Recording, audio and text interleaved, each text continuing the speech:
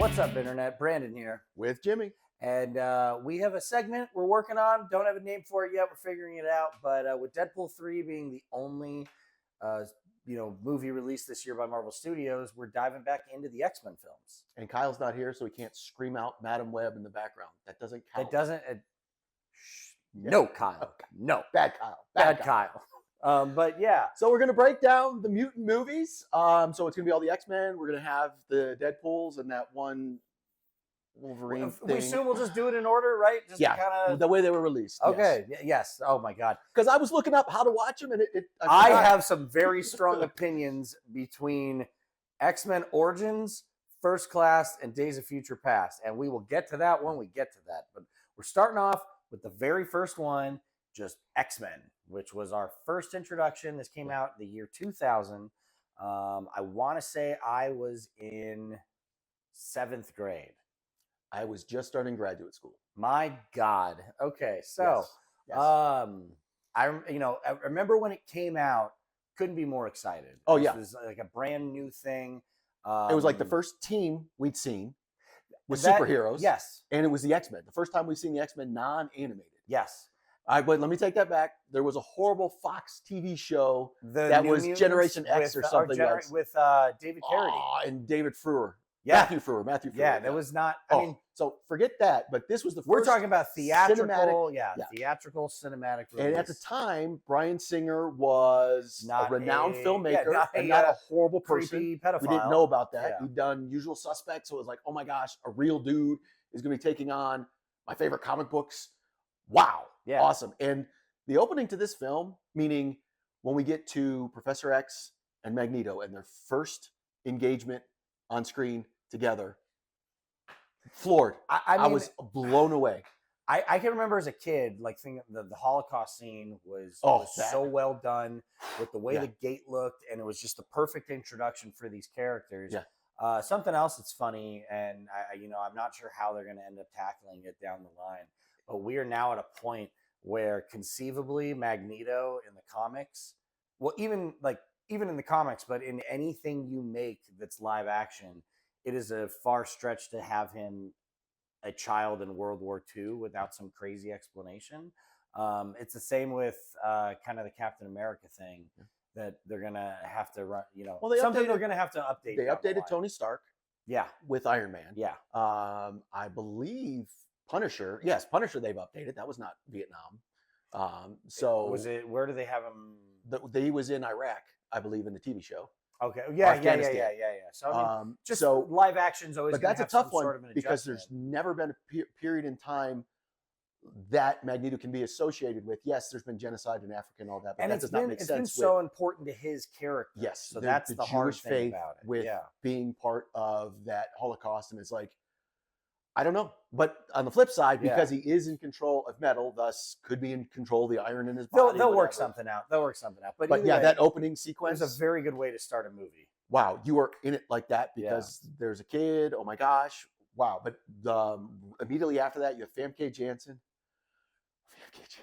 Oh my gosh, such a hottie, so gorgeous. Love her as Jean Grey just because she's amazing. I love her. She was in James Bond. Anywho, yeah, Goldeneye. Well, I mean, I as a kid had very good memories of this movie and enjoyed it. As an adult, this is the first time I've rewatched it in quite some time, and I felt for a while that some of these movies are probably not going to hold up the way I thought they would, and that's part of my thing that I don't get with the nostalgia boom. Is some of these are bad, but the funny thing is, even when it came out, the costumes, we were all like, we were ready. What? You know what? There's a joke. There's a joke in the movie where he goes, "What would you like if we wore yellow spandex?" And I'm like, "Yeah, that's exactly what I was hoping for." Anything's better than that leather stuff you got going on. And I can't remember if Grant Morrison's run was after this and he kind of played on that, or if it came out right before and was doing it because he knew the movie, or Marvel knew the movie was coming out. Because Grant Morrison's X-Men run was very much like the X leather jackets and more of the unified team look. And then when Joss Whedon did Astonishing X-Men, he was like, nope, we all need to be individuals and back to their kind of. But that's, like you said, we'd never seen this team up before. And we'd never seen mutants before.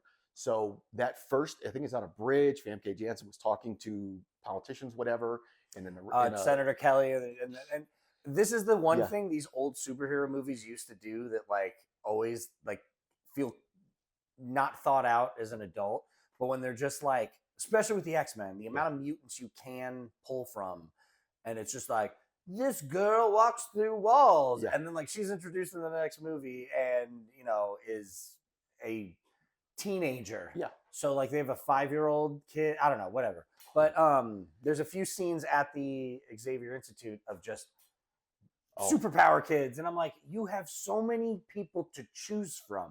Why are you just making shit up? And it cracks us up because this is the other part that just got us when Xavier is first introducing Logan to everybody that's there. He's like, oh man, this is good too. Aurora Monroe, aka we call her Storm. Scott Summers, aka Cyclops. Yeah, it's like, come on, like man. he's like he's teaching an English class, and then he's like, these are my war criminal finest students. Yeah, it's like these are the ones that will go out and just fight crime illegally with their code names. Like, why are we just jumping into? It was so lame. Like, I don't remember it being lame when I first saw it, but then rewatching, I'm like, there's a few. Oh my god, yeah, so there's a few moments like that throughout the movie. Also, the strangest part of the movie is always thinking like, wow, Hugh Jackman has always been like crazy buff Wolverine. I'm like, that's what passed for buff in 2000. Oh, and I hate seeing him super young. I'm like, oh my lord, It's this like is he has not aged. this is not Logan. This is not Wolverine. This is wow. I will say though, even as a kid, it was like cool Wolverine. Yeah. I remember just being like, why is he so tall? Like he's supposed to be a shorter guy, and we've tagged onto that. But that never bothered me because I didn't want. I don't know. I didn't like. I think he feels more scrappy. Yeah. When he's smaller. I agree with that.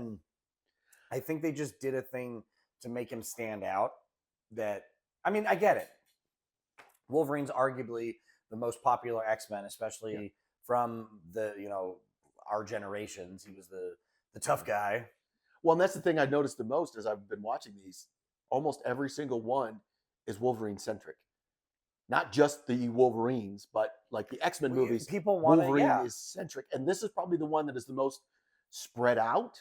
Because they really making the movie, they didn't know exactly. They knew the comic books. There's a lot of things I feel like. But then it's like, wow, this is definitely becoming a Wolverine franchise. You know, even the villains. Yeah. Sabretooth looks awful. I'm sorry, just does not do it for me with the big fake eyebrows but the lack of dialogue from him and Toad and even Mystique felt like they were like, here's some X-Men villains, and they were like, well, I mean, it's Ian McKellen, so we'll just have him do all the talking. But it's also like you hired these grunts that don't like speak to build a super weapon for you. Yeah, exactly. Like, they have to have like Sabretooth's just grabbing a wrench and going to town because he knows how to build that. And that is a theme. Like Magneto is clearly a genius, very powerful. Although my biggest thing is when he's like he's creating the super weapon to turn humans into mutants, and then I think Storm is like, oh, but he doesn't know it actually kills them, and it's like, how did you get this far and not know it's going to murder somebody instead of that whole plot line too? It's a weird. And again, they had like 60 years of comics to work from, and it's like, really? But that's what you picked? I'm rewatching the original animated series too, and it's wild that with that, and maybe because it's animation and it was a kid show, they went for it. They used oddball characters. They used 90th century characters. Their own characters. I mean, they really went in on just wild stories. They do the Phoenix Saga. They get the Shi'ar. They do Days of Future Past. And it's like the movie, they were almost like, well, let's not do anything crazy. Because there's a million X-Men storylines you could have pulled from, to do this. And it definitely felt like they were like, let's just pick a generic bad guy problem. Big time. Yeah. But it when it came out, that was good. Like it was a good, solid introduction to that team. Yeah. And the X-Men, and it brought the X-Men to the forefront. We obviously got a sequel and a whole franchise, which might not have been good because then they stayed with Fox for a long time. The fight scenes definitely improved. Yes. I do like there's like 2 different shots of just 2 feet hitting a chest like a drop kick rather than like the full the full fight, and I just thought that was funny because There's- it's definitely I remember there's a point where somebody's got part of a fence and like they go at Wolverine and he just slices it with his adamantium, but it's like wobbly, like Yeah. totally made of foam, and you're like, really? you're like, And then there's a weird sequence which Mystique turns upside down and goes up a pipe that way, and it like totally looks wrong. it Like, totally. I think they just run it in reverse Yeah. or whatever. You can Yeah, tell. it's Yeah, like, there were oh, a few. and I love Halle Berry, Cleveland girl, and all that, but She's from Cleveland. yeah, pick an Mm. accent, okay? Pick Man, an they accent. got rid of Oh, that one Wow. almost as fast as Elizabeth Olsen's accent in Age of Ultron. Yeah. which never fully addressed. I like that was one of my favorite parts of WandaVision. Yep, was, that's why I was like, they your kind of accent? tacked. But Yeah. yeah, I will say there's definitely things that have aged weirdly. There's definitely effects that have aged weirdly. Okay, I enjoyed it more than I thought I would for what it aged, but I still don't think it should be clung to the way that it has. I was ready for some new. I mean, especially by the time you get to X3, which when we do those, we'll talk about that. It's like, why would you not just start over? And I totally agree, because I have very fond memories of the first X-Men coming out, seeing it in the theater, and be like, Yeah. oh my God, they finally did it. To rewatching and being like, now we've seen just the advancements of technology, the team, the character. Well, Like, not only that, but just storytelling. And they've that's got just a much better idea. Of so how to tell the rewatching it, I was story. like, oi. Yeah, it's like I said, it wasn't the worst rewatch No. I've ever had. It didn't age as badly, but it's not as good as I remember. It's it a being. 2000s, late 90s movie. I say late 90s because that's when it was produced and made, but it was actually released in 2000s. But it's definitely a sign of the times then. I 100%. honestly think, like, it's my generation that was clinging to it because it was our first introduction, something everybody wanted. I think by the time like the youngest end of James's generation starts getting introduced to those movies, they're gonna be like, yuck. This is stupid, you guys. Like, this is gonna be like when, I don't know if your dad ever sat you down and showed you his favorite like sci-fi or horror movie. And I remember, like, as a kid, I'm just like, you were afraid of this? Yeah. Like, this kept you up at night? Like, Yeah, that's. but But I I'd be will like, they'd say, be like, this is the superhero movie you grew up with, and you kept going with this. I will say the casting of Professor X and Magneto, genius, and those two actors together, Patrick Stewart and Ian McKellen. Just when Ian McKellen says, "I'll bring you hope, my old friend," and I'm like, they did well. I mean, Awesome. it was also playing off of the animated series that we had, and I just think, yeah, at the time you couldn't have picked anybody better for either of those. And roles. obviously, in some level, they keep coming back and redoing 100%. these roles, and it's like every time I'm thrilled when they see it. I don't know that I would like a fresh start with Ian McKellen and Patrick Stewart at this point in time, because I mean, and like I said, talk about McAvoy. Well, that's the impressive thing. I think when that replacement was happening with First Class, Fassbender, obviously we'll get it. I was like, nobody can replace those two. And And then it was like, oh my God, McAvoy and between the Fassbender are four, amazing. between the four of them, they all owned those roles. Yeah. And I still, even the later ones where I hate the movie, I always love seeing the interactions between Magneto and Professor X, whoever the actors we are. will But will yes. talk about that as it goes on. But So to me, that was the highlight of this movie, seeing Yeah. those two again, and their much younger versions playing those characters and being like, damn, those two nailed it. Love it. Something else that came out, I don't know if you knew this. Something else that happened with this movie specifically, this is the very first example I can think of a movie changing the comic lore of. It was just in the movies. It was never in the comic books before this, that Professor Xavier couldn't read Magneto's mind because of his helmet. That was introduced in this movie. Really? Yeah. One of the writers recently came out and said that, like, no, that was 100% their doing, because they kept running into like, well, why doesn't he just take over Magneto's mind and like stop being a jerk? And they had to write in the plot point that he can't read it with the helmet on. I guess I transposed other characters. Yeah. I didn't know that. Because he could never do it to Juggernaut, right? Juggernaut, I think, was different. I know, but I mean, with the helmet, I'm not making that up, right?